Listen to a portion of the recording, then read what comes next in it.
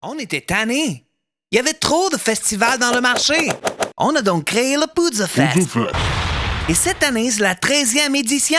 On est devenu le meilleur festival de musique au monde en utilisant des bons groupes diversifiés qui viennent pas jouer partout ailleurs à toutes les années. Vulgaire Machin, Frank Turner, Voivod, Subhumans, Fucked Up, Drug Church, The Slackers, No Bro, Sam I Am, Tim Berry, American Steel et des centaines d'autres. 3 jours de spectacles gratuits dehors, ouverts à tous, et en plus, des spectacles individuels en salle avec le passeport 3 jours. Depuis 15 ans, nous avons des dizaines de milliers de festivaliers et artistes satisfaits. Visitez poudzafest.com et essayez-le vous aussi. Poudre Fest. Présenté par la Brasserie de l'Âme et Pit Caribou. Toutes les télévisions et les chaînes de radio américaines ont interrompu leur programme pour annoncer la mort de John Lennon. La nouvelle s'est répandue comme une traînée de poudre dans les rues de New York. Tupac Shakur dead in Las Vegas, ironically, on this Friday, the 13th.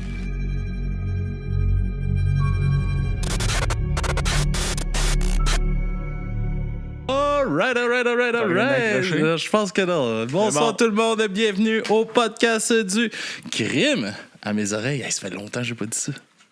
Ah, c'est peut-être mieux de même. Mais non, c'est le fun.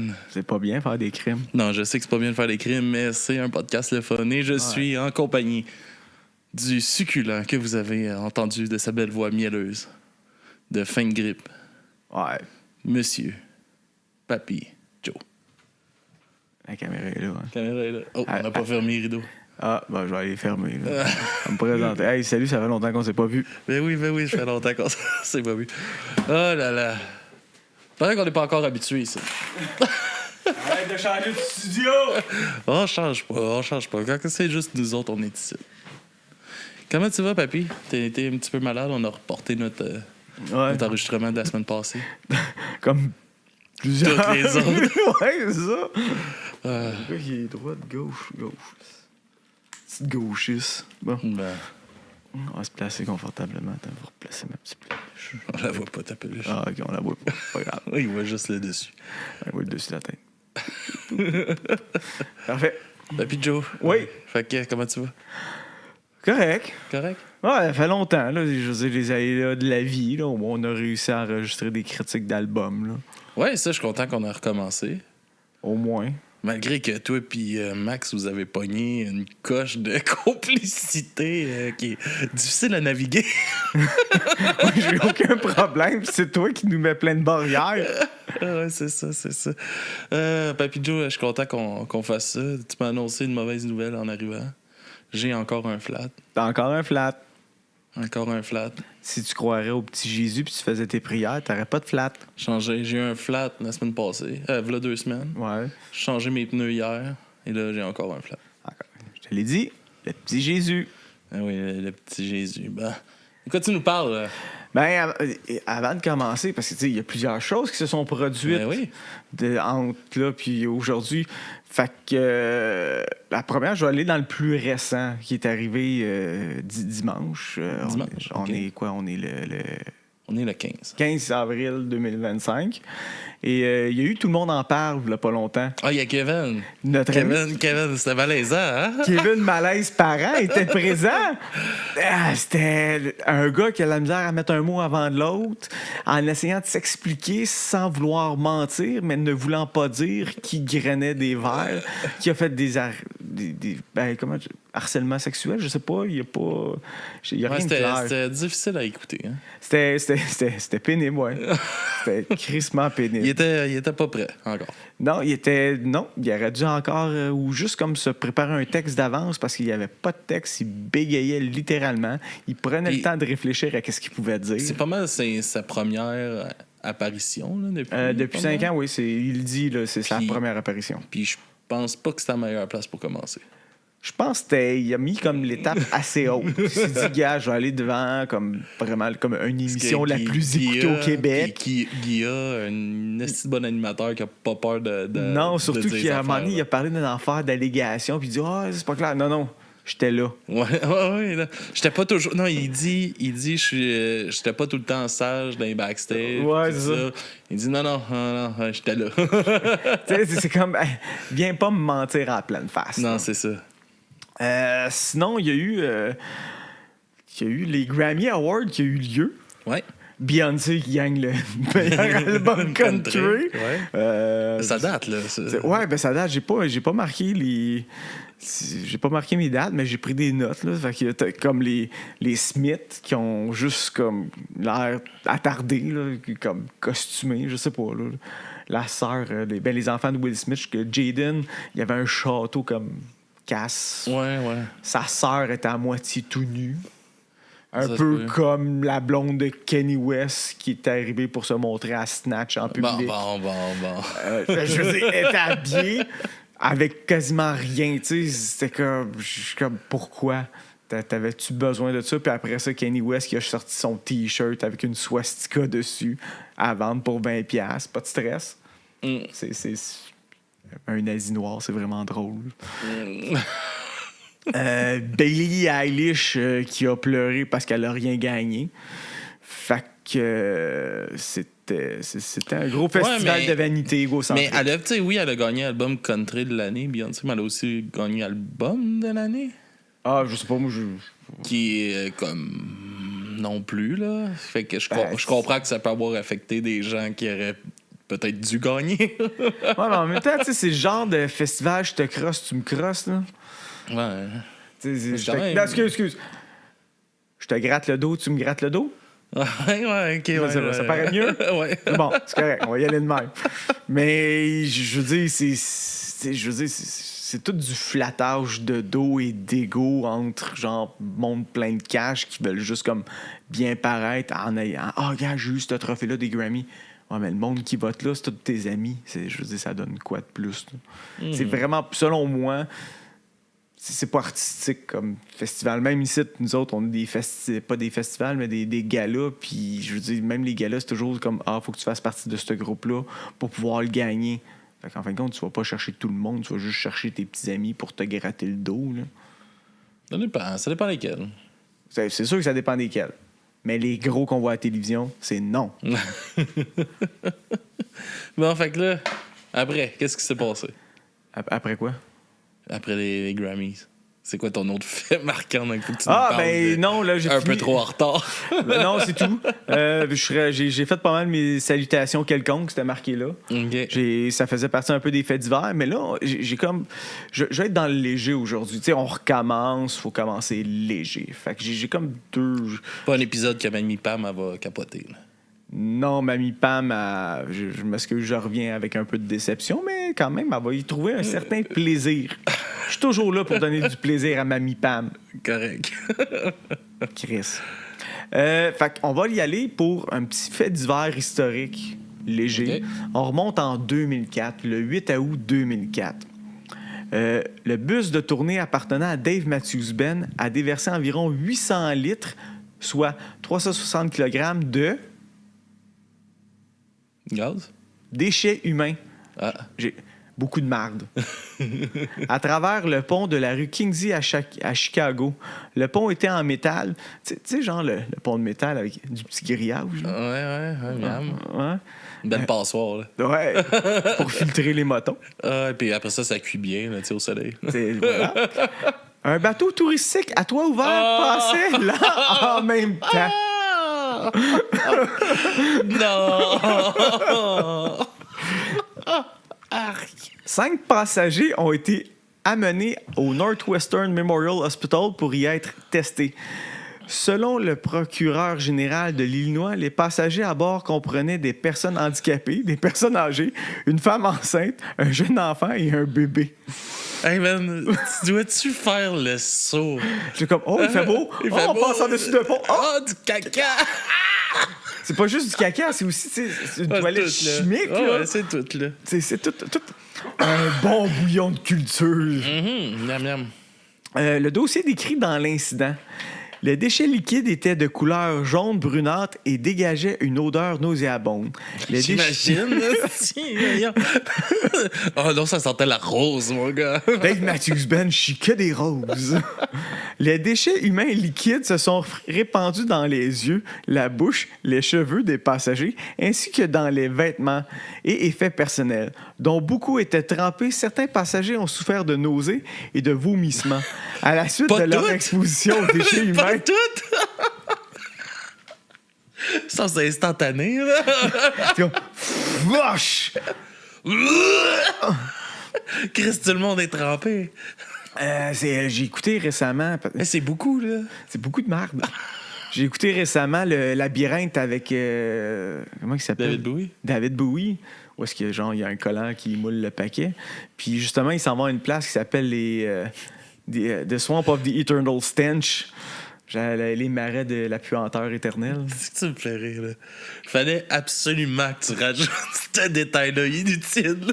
Ben, du labyrinthe? Du moulant, des collants moulants. Ben, je veux dire, c'est un fait, là. Je veux dire, t'écoutes le labyrinthe, puis tu vois les collants moulants de David Bowie, puis t'es comme...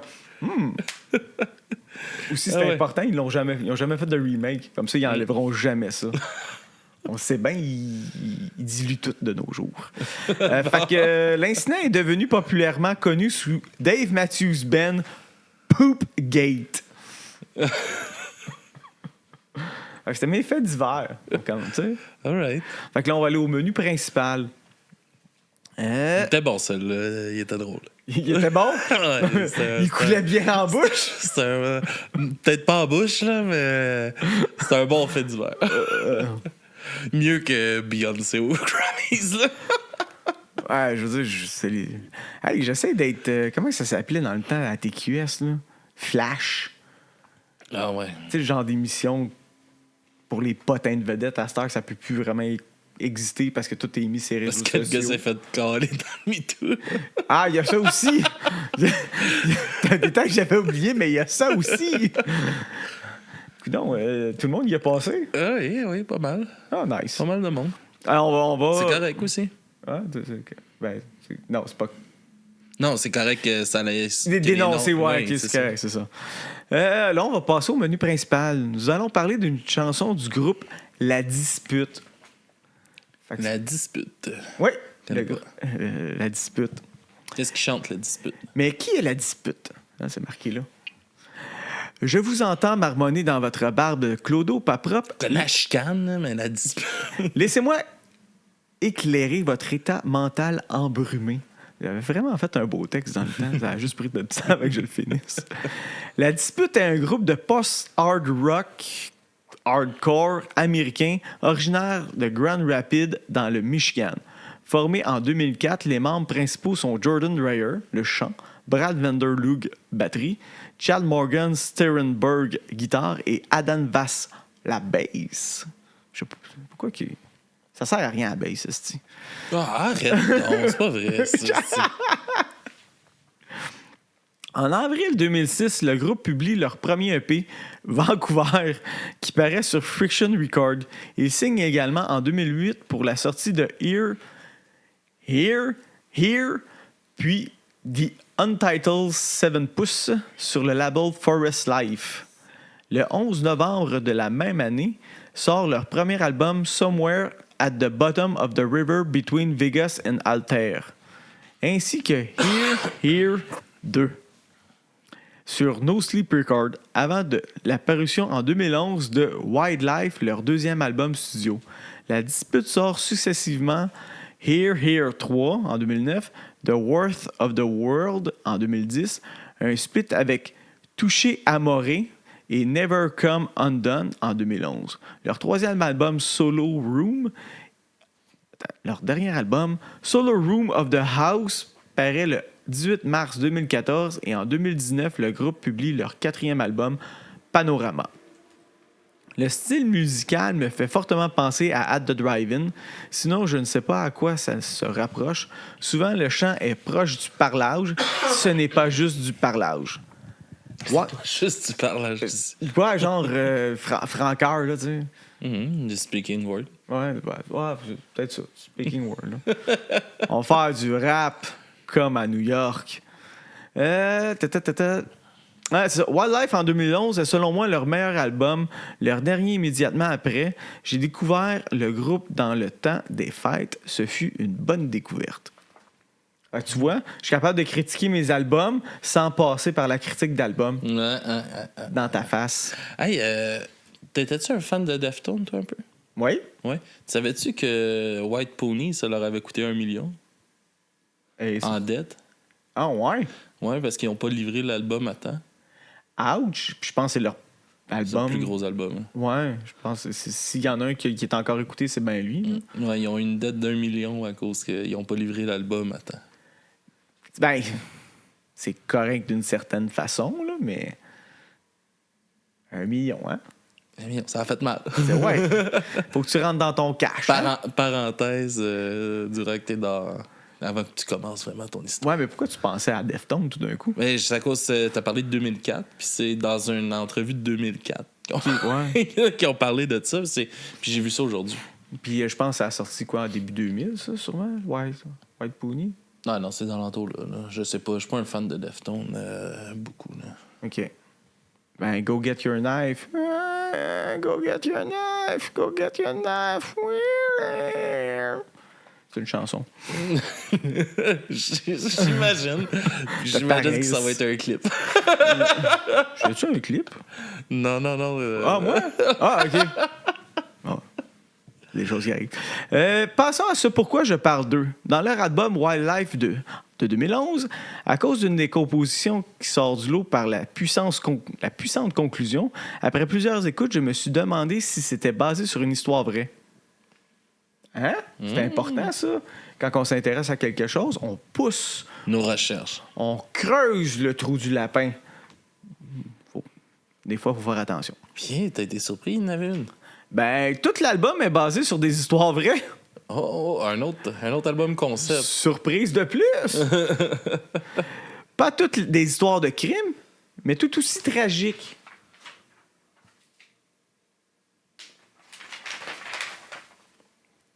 Alors, mes poussins, j'en ai choisi 2 pour votre grand plaisir. C'est juste une fille? Oui? Tabarnak, ça va aller vite? Non. OK. On va discuter. Je suis pas obligé de speeder ça. Calme-toi. C'est juste rare que t'arrives avec 3 filles pour un épisode. Ben, je te l'avais dit, il serait pas super long, mais je me disais... Parce que, tu sais, quand t'en fais trop en même temps, il y en a qui écopent un peu à la place des autres. C'est ça qui arrive. Malgré tout le temps qu'on a eu. Malgré tout le temps qu'on a eu. Fait que commençons par Edward Benz. L'histoire s'appelle Edward Benz 27 Time. Fait que d'après toi, qu'est-ce qui s'est passé avec Edward Benz 27 Time? Il a été poignardé 27 fois. Oh yeah! Yes, c'est tannant. T'en as une! C'est une bonne réponse.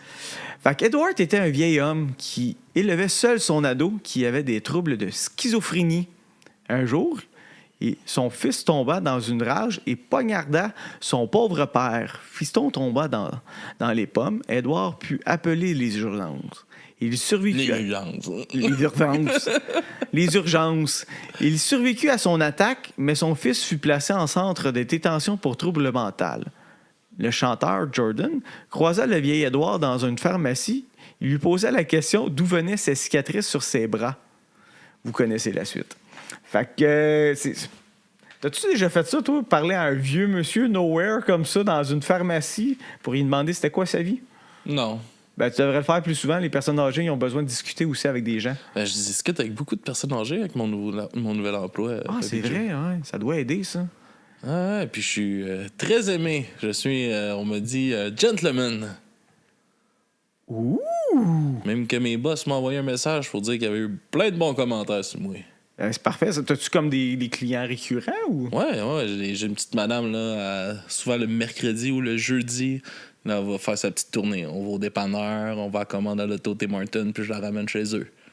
C'est bien nice, ça. C'était un monde que je pensais pas qu'il pouvait exister, genre la routine de taxi. Ah, puis tu sais, il y a du monde là, tous les matins.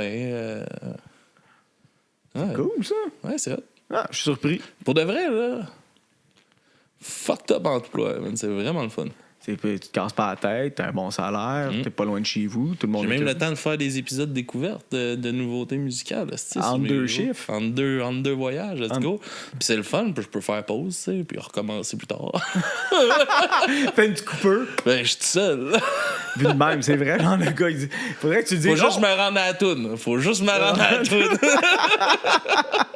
Il parle, il dit oh fuck! Yes, J'ai un yes. appel! Alors, deuxième chanson, c'est la plus importante. King Park. C'est le genre de chanson que t'aimes qui dure 9 minutes. Attends. Ouais, le best pour moi. Ça, c'est le best. Tu l'écoutes, tu peux la réécouter. Mais on va faire la critique de Tes Glasses. Hein. Tu dois être content, une toune de 13 minutes. Je sais pas. Ah ouais? T'as pas écouté encore. Non, pas encore. C'est vrai qu'on a fait un sondage, mais j'ai pas tout suivi. J'ai juste suivi les insultes du stagiaire OK. qui dit que la seule affaire qu'il a aimé, c'était comme un album. C'était quand même drôle, ça. Monsieur pas de culture qui me juge. C'est que ça m'a fait rire quand j'ai vu ça. J'ai rien aimé sauf Genre sauf toutes les autres sauf le tien. Ouais, à peu près ça. J'étais comme, Chris, c'est bon, Caravane Palace, pas parce que t'as pas de culture. Ah ouais, il fait juste te taquiner, papy. Elle le sait. Aïe, c'est vrai, on n'a pas le petit stagiaire. Pas grave. Fait que King Il Park. est toujours là en arrière. Ah, Je sais ben pas oui, si- il est là. Je sais pas si on le voit. Non, il est trop. Un étage trop haut. Fait que King Park, basé sur une histoire vraie, encore une fois. Une chanson relativement progressive, beaucoup parlée, mais avec beaucoup d'intensité. Le 26 septembre 2008, dans la ville de Grand Rapids, au Michigan, autour de 16 heures, Carl Keenan a pour mission d'éliminer un membre d'un gang rival. En VUS, il roule jusqu'à l'intersection Fuller Street et Franklin Avenue, proche de King Parks. D'où vient le nom de la chanson, on va rester dans le même coin. De là, il ouvre le feu sur un véhicule. De ce fait, il tue par accident un jeune de 16 ans, David Witherspoon. Il n'y avait aucun lien avec le jeune victime et le tireur. Il ne faisait pas partie des gangs de rue. David n'appartenait non plus à aucun gang de rue. Ah, je me répète un peu. Il était au mauvais endroit au mauvais moment. Juste un peu. Juste un peu. Mais c'est ça. Hein, c'est ce qu'on appelle être au mauvais endroit au mauvais moment. C'est des choses qui arrivent dans la vie. C'est un peu triste. Kyle s'est enfui et a pu se cacher avec son complice dans un motel pendant 3 jours. Comme son visage était affiché partout dans les médias, quelqu'un l'a reconnu et a appelé immédiatement la police. Le motel fut cerné et son complice fut arrêté pendant qu'il essayait de fuir le motel par la porte arrière. Le petit chicken. En interrogeant le complice... Sûrement qu'ils n'ont pas pensé d'aller là. Non, c'est ça. En interrogeant le complice, la police sut que Kyle avait toujours l'arme du crime avec lui. Kyle resta enfermé dans sa chambre. La police tenta de le raisonner pour qu'il puisse se rendre. La police prit même le temps de faire venir un membre de sa famille pour essayer de discuter avec lui. Il demandait à sa famille s'il irait quand même au paradis s'il se suicidait. Nous lui avons dit « Ne te suicide pas, mon garçon », a déclaré son oncle, Larry Keenan. Ce jour-là, rempli de remords d'avoir tué un jeune innocent, Kyle Keenan s'enleva la vie. Suicide. C'est comme... C'est comment on pourrait dire ça? C'est pas super violent, mais c'est comme violent émotivement. Il y a une mission à faire, il est motivé à aller tuer quelqu'un d'autre, il tue pas la bonne personne. Là, il y a du remords de ne pas avoir tué la bonne personne. Fait qu'il décide de pas se faire arrêter puis se crisser une balle dans la tête. Penses-tu qu'il se serait tué s'il avait tué la bonne personne? Je pense que non. Je pense que non. Ben, d'après moi, c'est-tu le fait... Parce qu'il peut avoir eu une impulsivité du moment. Puis, Du moment, ouais. Ben, c'est vrai que la façon... Comme il a été coincé dans un motel, d'après moi, c'est ça qui a mis comme le côté genre retour en arrière. Il fait comme fuck, qu'est-ce que je viens de faire? Fait que même si, t'as raison, peut-être même s'il avait tué la bonne personne, ça aurait même fini de même, parce que son oncle a quand même essayé de le raisonner. Ça a duré quelques heures, puis à un moment donné, ça a fait bang-bang, parce que justement, la police avait peur de rentrer parce qu'il savait qu'il était armé. Mais, tu sais, c'était pas vraiment... Il pensait pas totalement qu'il allait peut-être virer l'arme vers lui. Mm-hmm. C'est quand tu vas chercher un membre de ta famille, c'est ça. Fait que, petite histoire tragique pour le groupe La Dispute. Et comme je vous dis, c'est une critique d'album en même temps. Fait qu'allez écouter Wildlife de La Dispute. Ben, on invite tout le monde à aller faire ça, Papy Joe. Ah, ça me fait plaisir. Bon. Commence comme ça. Premier enregistrement de la soirée. Premier enregistrement de la soirée, clos. Hey, clos. Merci tout le monde d'avoir été là. Bye! On se dit à la prochaine. À la prochaine. Et à bientôt. Bisous.